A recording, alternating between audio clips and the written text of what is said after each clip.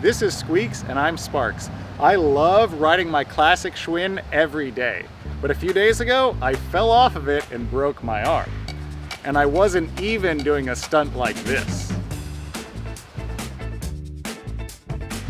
My arm is broken at the elbow and the fork is bent and banged up too. My foot got all sliced up and my Schwinn's front foot, which is its front wheel, has broken spokes and it's all out of true. I've got road rash on my side and my saddle is all bent out of shape and it has road rash too. What do you think, bro? Too beat up? Could you restore this? Like, does it have another 50 years in it left? The bike is 50 years old. It's just celebrating its 50th birthday and it has another 50 years left in it. I am serious. I think we can fix the whole bike, fix the fork, fix the bent out of shape saddle, true up the wheels, put some new spokes on, get everything back and riding better and even safer than before, and the doctor is in. Mr. Schwinn didn't have time to make it to the bike shop for his surgery, so this is a field operation.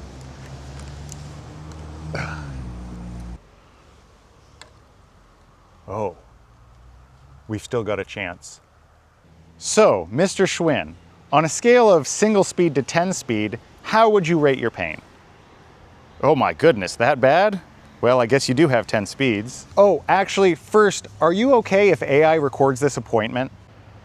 I'll take that as a yes. It'll start listening now. Yeah, well, I can see why you think the broken spokes would be more serious than the fork, but oh, shoot, sorry, that must hurt. I won't do that again. But we're actually going to repair your fork first because that's even more critical and more difficult to repair than these spokes. The spokes should take no time at all. Oh, I said I wouldn't do it, sorry. So finding a replacement fork shouldn't be too difficult. There are old Schwinns still out there 50 years later, and there's parts for these old Schwinns, but the thing is, a little bit later in the 1980s, after this bike was finished production, these forks started to go to a different size, and so we do need to find a 1970s fork to replace this with, Mr. Schwinn. So we're gonna find you a new fork. We're back at the Davis Bike Collective looking for a replacement fork. I hope they've got it. I know they've got a lot of forks here, but this is an odd one. It's a special size. Let's see what they've got. Ready, Squeaks? Come on, baby, let's find those forks.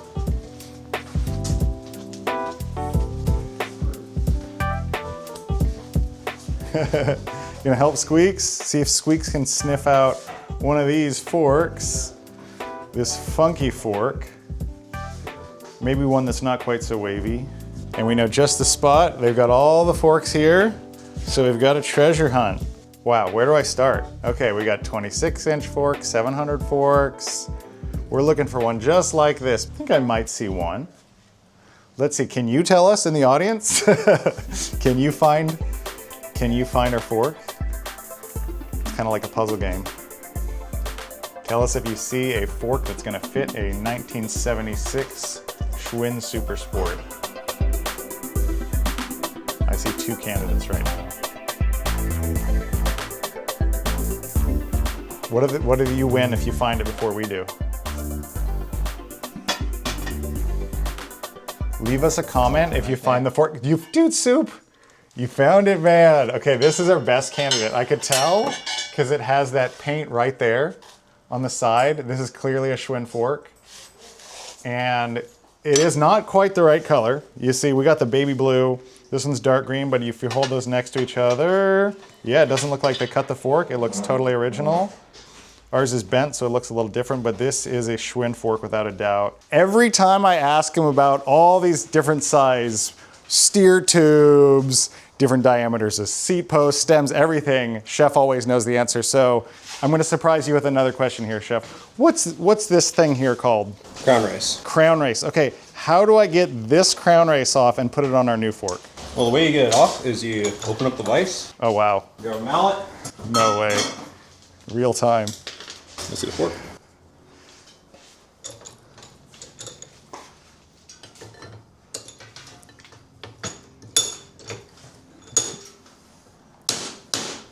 Woohoo!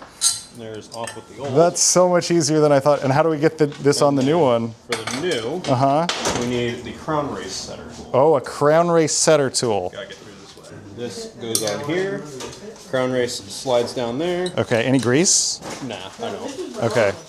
This goes over that, and then Don't hit me too hard. I'm already broken. see what the hammer is. A little scared of this hammer. You don't use a hammer for it. Okay, You take the tool. okay. It's imperative that you keep your hand away from here. This is the worst pain imaginable because there are so many nerves in your hand. I have like clipped off part of the web in between my thumb and finger by not being attentive. So go into a nice open area, hold it like this out, and just. Wow, that was easy. Let's see what's next. So we're gonna take this fork out so that we can paint the new one and match the colors.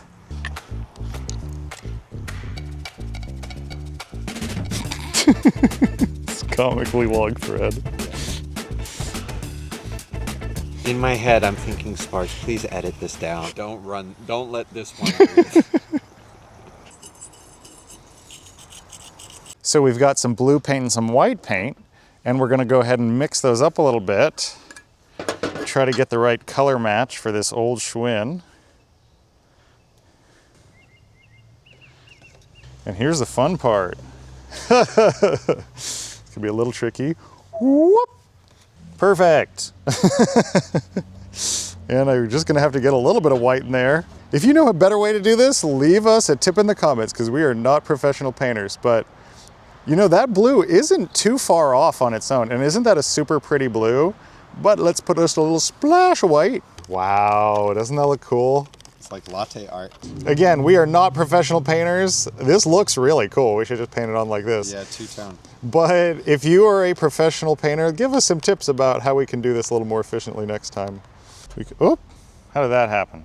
It's like an episode of Blue's Clues, man. Ooh. You're like the new Steve. Is Blue a blue healer in that old Blue's Clues show? Drop us a comment if you know the answer. Paint some of this on there, see if that color matches. Not quite. Not quite. I can't even tell which way to go. Is it more blue? More blue or more white? I can't tell either. Let's just do another little drop of blue.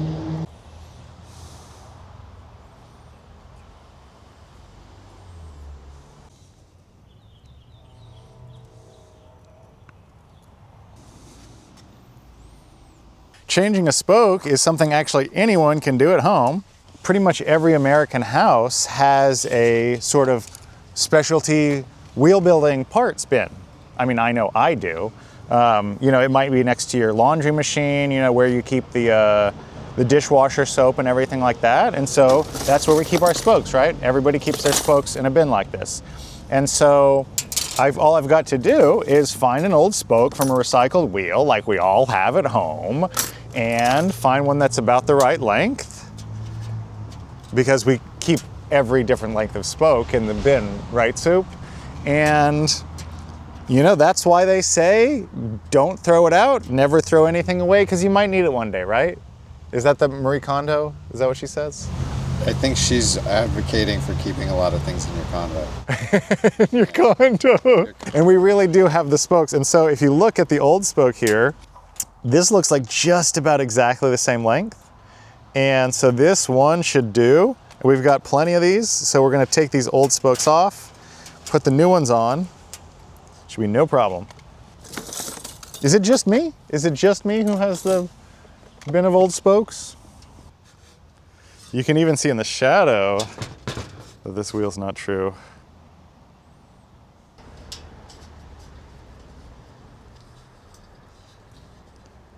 How'd you crash in the first place, bro? Yeah, it's a good question.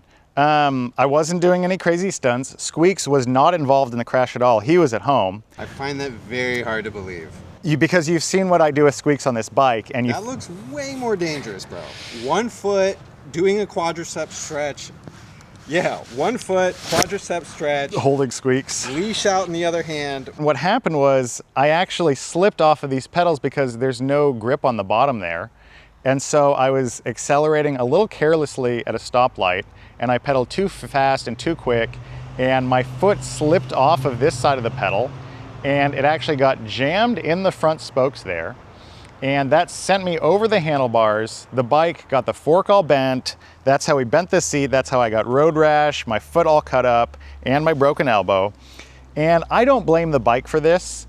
I would say that I was riding a little carelessly, and even though I've ridden this thing hundreds of miles and I rarely get into serious bike crashes and I haven't broken a bone in 20 years, then I would still say if you don't pay attention to the road and you don't actually respect the safety of what you're doing, then you can still have an accident, because I ride this thing all day, every day, never have any kind of issue or any kind of crash, but just being careless and having my foot slip off the pedal is what caused this. So this is one other thing we're going to change on this bike, is we're going to put pedals that have grip on both sides, and so that's going to prevent this accident from happening again. So in addition to the saddle being all banged up and bent, we've also got this little cable routing, and this guide got bent. So all we'll do is bend that back. That should be totally fine. And after the saddle, this little cable guide, new pedals, true front wheel, and a new fork to match. No one will be able to tell the difference, Mr. Schwinn, trust me. Then we'll be all back, ready to ride, hit the road again. All right, our wheel is rolling nice and true now. And while I was at it, I also re-greased these bearings. You can see a little grease there. And I also scrubbed up this aluminum with this wire brush to make this nice and shiny. So this whole wheel will have another 50 years. And now the fun part, we have repainted the fork. So that's the old one. And this is the new one. I mean, this might not look quite as good as the original, but I did it with my left hand, so that's my excuse. I think from 50 feet away, you won't be able to tell a difference. That's that classic white star on the side of the Schwinn fork. Yeah, it looks good, bro. You can't even tell. You can't even tell. So let's put it all back together now, the real fun part. Thanks, bro. Soup, you're becoming quite the bike mechanic. Hope you can hold that for a minute. There's a lot of threads here. I got it. So Sparks, we ran into a roadblock. We did.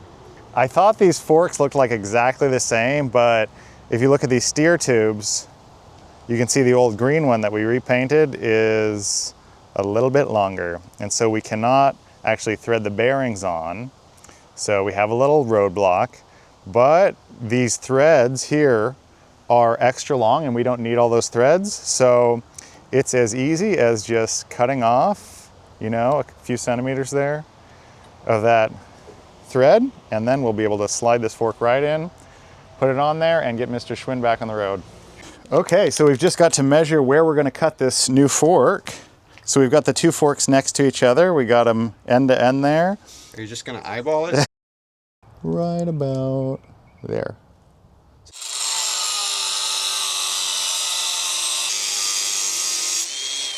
Okay, almost finished. Just gonna smooth out the top now. Okay, the moment of truth. Let's see if that worked. No, you know what? Being silly. That wouldn't have worked. Because the threads, the cup needs to be down on the threads more. Well, Sparks, it looks like we've hit another roadblock. Yeah, I didn't think that one through.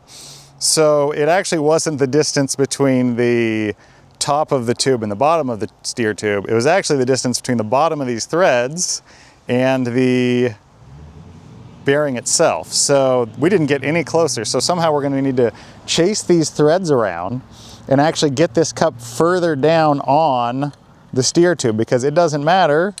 Yeah, it doesn't matter how long the tube is. It just matters where the threads are. So we've got to get some more threads on here. And I'm sure there's a tool for that, but that's actually something I've never done before. Steer tube die. Steer tube die. And it looks like we're going to put some oil on there. Yeah, you can't use... There's no such thing as too much cutting oil when cutting a steer tube or bottom bracket. It's any major threads. It's a two-part set. You have the actual cutting die with the teeth in it, and a blank that basically just acts as a guide to make sure it's going on straight. So it's cutting right now. Yes. Just like that down. And we only need maybe 3/4 of an inch All right. further down. Did you work at a pizzeria before? You got the motion, brother. I probably should try. Is this hot to the touch? This is like fresh out the oven, chef. Thank you, Chef. I thought just as the bike doctor, I'd be able to fix this thing, but we need the chef's help as well. The chef's kiss, right? The chef's touch. So it took 2 trips to the Davis Bike Collective, but we have got our fork just the right length now, with just the right amount of thread on there. Thankfully, they had that special tool. And we also ground it down a little bit to make sure it's just the right length so that we can fit this nut on. And all we've got to do now is snug that up. Finally, the fork is on. So how does it compare to the original? You tell us, what do you think? Would you be fooled? I really don't know how they did that. That's amazing and beautiful there on the side of that fork, but I think from far away, most people would be fooled. And if they can tell the difference, then we've got a fun story to tell about it. Wow, that's some tough tape. Oh, perfect.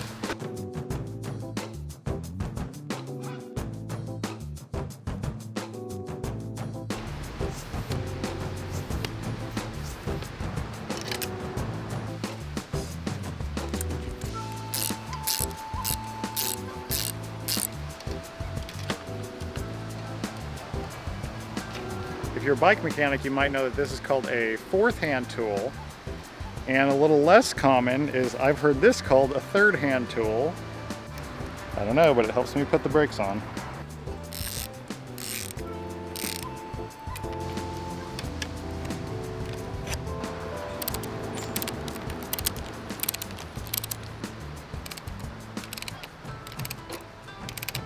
Finally, let's get these pedals off here, the ones I said we would change, because these are what caused me to slip off in the first place.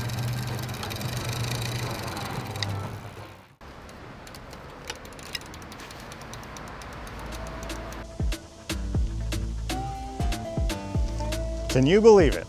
Just a couple of weeks ago, I broke my arm, the Schwinn was totally busted, and we're back on the road again, squeaks in tow. I think it's time for us to go play some Frisbee. No tricks yet, maybe just ride it with one arm. And instead we'll do something a little safer here. Ready?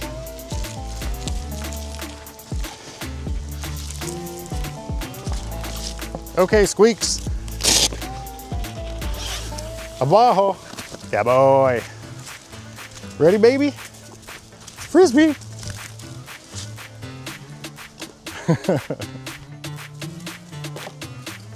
Good boy, Squeaks. Okay, clean it up, Squeaks.